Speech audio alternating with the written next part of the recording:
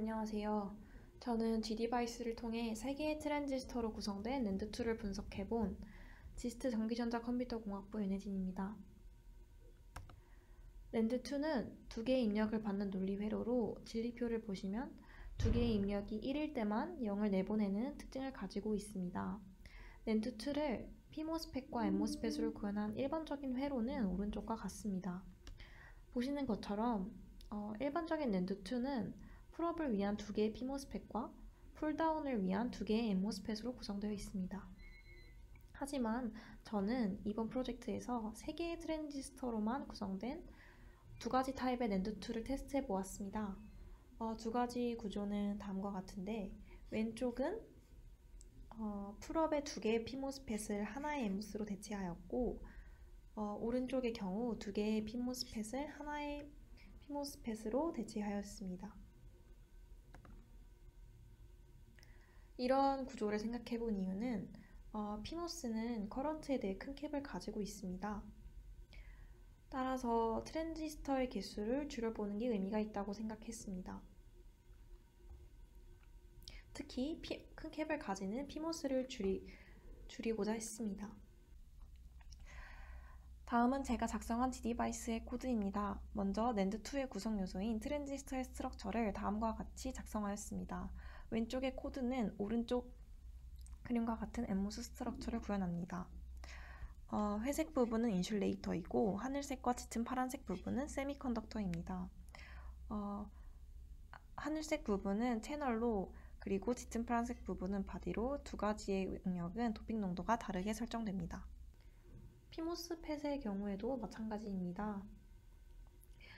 물론 MOSFET과 다른 도핑 농도로 채널과 바디가 지정될 것입니다.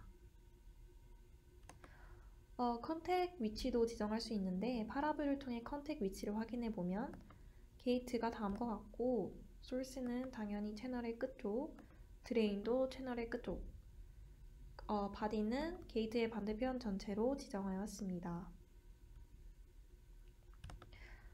피지컬 모델의 경우 다음과 같은 코드로 2개의 모빌리티 모델과 SRH 리컴비네이션 모델을 적용하였습니다.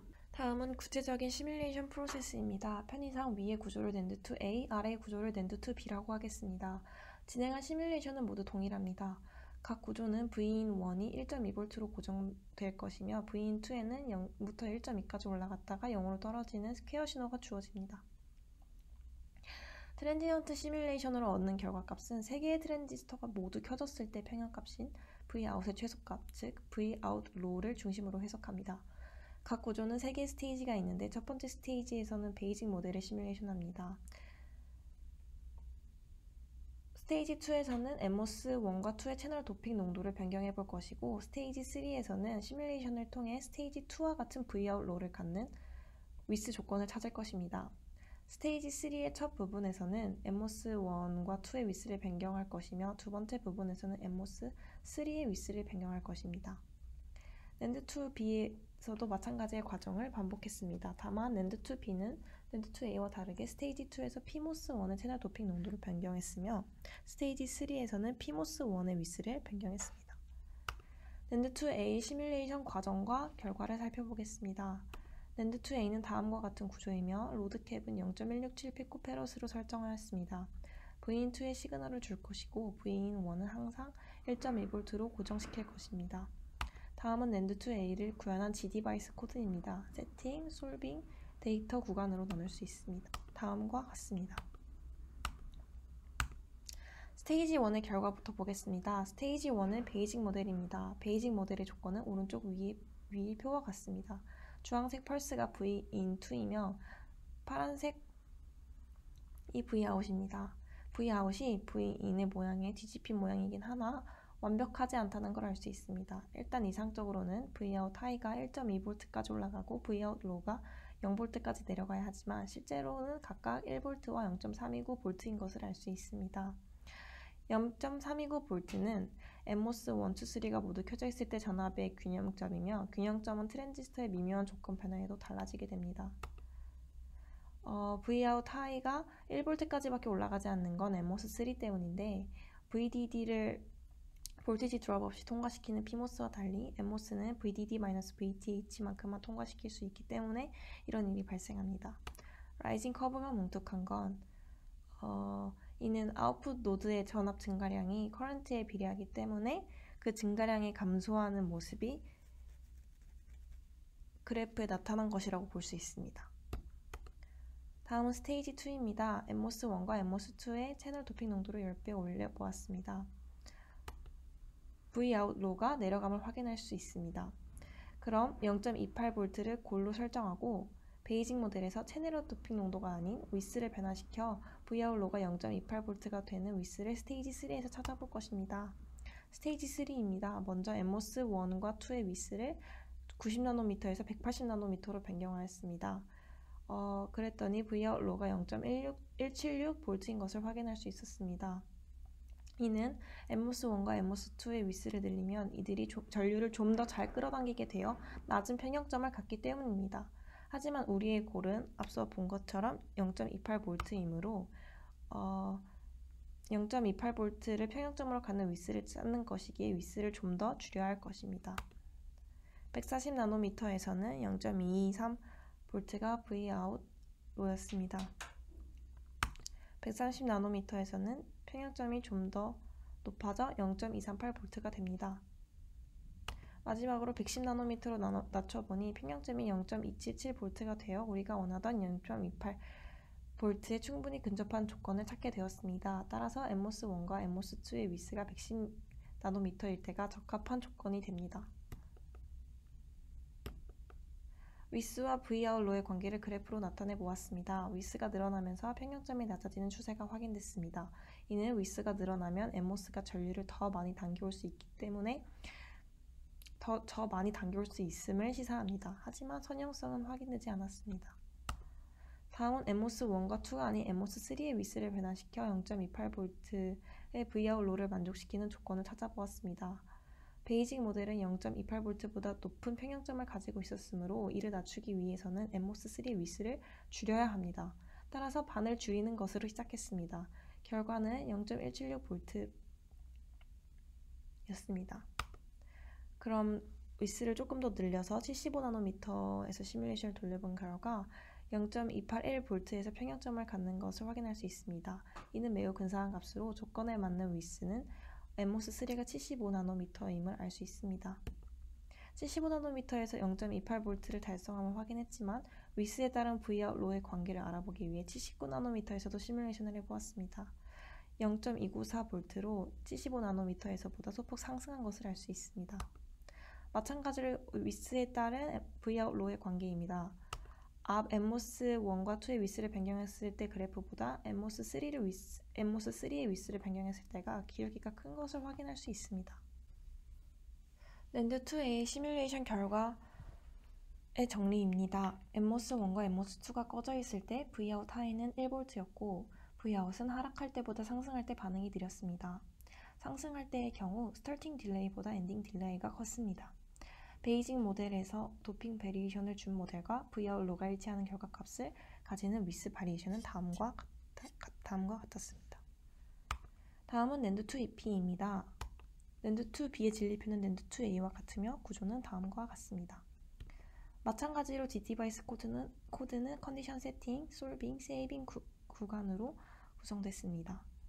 이는 랜드2B의 베이직 모델입니다. 조건은 오른쪽 위와 같습니다. 먼저 PMOSFET은 NMOSFET과 달리 풀업이 1.2V까지 잘 되는 것을 확인할 수 있었습니다. 다만 이 베이직 조건에서는 풀다운이 제대로 되지 않아 랜드로 쓰이기 어려움을 확인할 수 있었습니다. 이는 PMOS가 너무 강하다는 걸 의미하기에 스테이지 2에서는 PMOS의 도핑 농도를 10분의 1배 하여 PMOS를 약하게 만들었습니다. 결과적으로는 Vout 로가 0.999V에서 0.162V로 감소됨을 확인할 수 있었습니다. 따라서 이 0.162 값이 골값이 되겠습니다. 여기서 주목할 점은 Vin1의 프리퀀시를 10GHz로 증가시키면 급격한 라이징과 펄 딜레이가 발생한다는 점입니다. 또한 글리치도 발생한다는 것을 확인할 수 있습니다. 이러한 글리치의 경우 논리적으로는 V2의 시그널이 무한대의 기울기를 가지기 때문에 발생합니다. 낸드2B가 모두 켜져 있을 때 페리스틱 캡, 전류와 전압 관계를 표현하면 다음과 같은데 여기서 V2의 미분값이 필요로 하게 되고 V2의 미분값이 무한대가 되기 때문에 Vout도 순간적으로 조금 튀어야 하는 것입니다. 이러한 현상은 1GHz 수준에서는 데이터에 영향을 미치지 않은 것이고 10GHz 때는 좀 더 잘 보이게 된 것입니다. 하지만 현실에서는 기울기 무한대인 신호가 존재하지 않기 때문에 이러한 글리치는 시뮬레이션 상에서만 존재하는 현상이라고도 생각됩니다. 다음은 스테이지 3입니다. 엠모스 1과 2의 위스를 90나노미터에서 180나노미터로 변화시킨 결과 Vout 유의미하게 감소하였습니다. 하지만 골은 0.162V이기 때문에 180나노미터보다는 위스를 작게 하여 엠모스의 스트렝스를 줄여줘야 한다는 것을 알 수 있습니다. 또한 주파수를 다시 1GHz로 낮췄더니 글리치가 사라진 것을 확인할 수 있습니다. 사라진 것이라기보다 시뮬레이션 상에서 보이지 않는다고 하는 것이 정확한 표현일 것 같습니다. 이번엔 170나노미터입니다. Vout가 상승한 것을 확인할 수 있습니다. 조금 더 줄여서 159나노미터에서 0.167로 골에 근사한 Vout 값을 얻을 수 있었습니다. 그렇다면 엠모스 1, 2의 위스에 따른 Vout의 관계입니다. 위스가 증가하여 Vout가 감소하는 추세를 확인할 수 있었습니다. 다만 마찬가지로 선형성은 존재하지 않았습니다. 다음은 스테이지 3입니다. 시작은 피모스의 위스를 45나노미터로 줄이는 것에서 줄여보았습니다. Vout는 0.144V가 되고 베이직 모델의 평형점보다 훨씬 낮아진 것을 확인할 수 있었습니다. 하지만 골보다 작은 값이므로 위스를 좀 더 늘려주어야 합니다. 48나노미터에서는 0.155V에서 평형을 이루었습니다. 49나노미터에서는 0.159V에서 평형을 이뤘는데 이는 골과는 0.003V 차이로 매우 근접한 값입니다.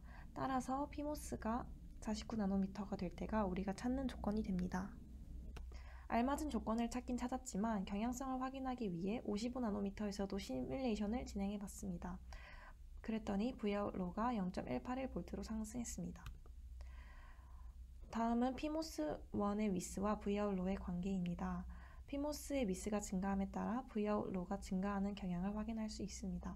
엠모스 1, 엠모스 2 위스에 따른 변화와 마찬가지로 Vout가 피모스 위스에 대해서도 90나노미터 부분에서 급격하게 변화함을 확인할 수 있었습니다. 낸드2B의 결론 요약입니다. 낸드2B는 낸드2A와 다르게 피모스를 사용하여 풀업이 잘 된다는 것을 확인할 수 있었습니다. 낸드2B 시뮬레이션에서는 주파수를 10GHz까지 올려봤는데 이렇게 프리퀀시가 증가하면 1GHz 시뮬레이션에서는 보이지 않았던 글리치가 보여지고 반응의 딜레이도 커진다는 것을 확인할 수 있었습니다. 그리고 베이직 모델은 쿨다운이 0.999V까지밖에 되지 않아서 낸드로 쓰기 적절하지 않았으며 스테이지 2에서 피모스의 채널 도핑을 감소시킨 뒤에 낸드2로 사용하기 적절한 낮은 Vout가 도출되었습니다. 스테이지 2에서 도출한 평형점과 같은 평형점을 도출하는 스테이지 3의 조건들은 다음과 같았습니다. 프로젝트 전체의 결론입니다. 이번 프로젝트에서 다룬 3트랜지스터 낸드2 구조는 일반적인 4트랜지스터 낸드2 구조보다 Vout이 도핑, 위스와 같은 조건들에 민감합니다. 그리고 기존 다이오드 이쿠에이션에서는 계산의 편의성을 위해 근사했었던 요소들이 많아 결과를 보고 역으로 섬세한 일치하는 조건을 찾는 과정이 어렵습니다. 하지만 G디바이스를 통해서는 정밀하게 위스와 채널 도핑 컨센트레이션을 조절할 수 있어 특정 평형값을 도출하는 조건들을 역으로 찾을 수 있었습니다. 감사합니다.